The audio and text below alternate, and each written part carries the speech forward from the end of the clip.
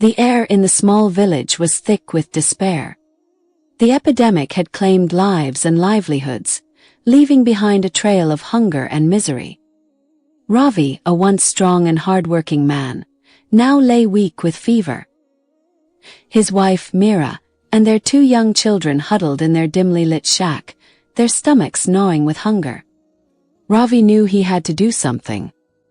They had already sold most of their belongings, but survival demanded more sacrifices. With trembling hands, he decided to sell the small brass lamp his father had gifted him years ago. It was their last relic of better times, but desperation overshadowed sentiment. Dragging his frail body to the market, Ravi managed to sell the lamp for a meager amount.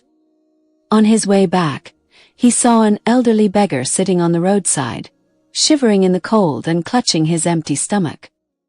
The man's hollow eyes pierced Ravi's soul. Without thinking twice, Ravi handed him the money, whispered a prayer for his well-being, and walked home with empty pockets. Meera's face fell when Ravi told her what had happened, but she didn't scold him.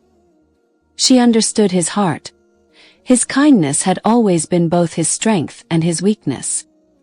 The next day, Ravi searched the house for anything else of value. His eyes fell on their old patched quilt, the last thing keeping his family warm at night.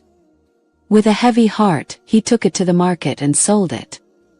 On his way back, he encountered a mother cradling her sick child, begging for help. Ravi saw the same pain in her eyes that he felt for his own children. Once again, he gave away the money and returned home empty-handed. That night, Meera wept silently, wondering how they would survive another day.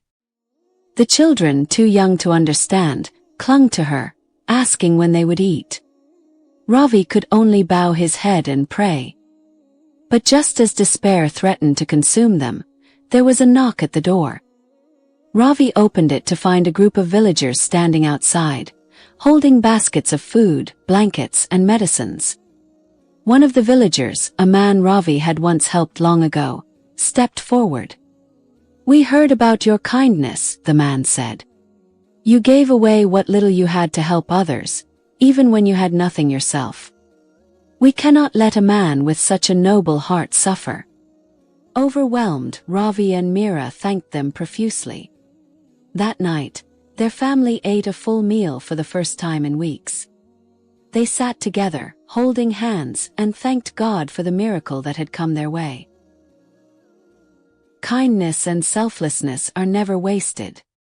In times of hardship, the goodness you sow in the world has a way of coming back to you, often when you need it most.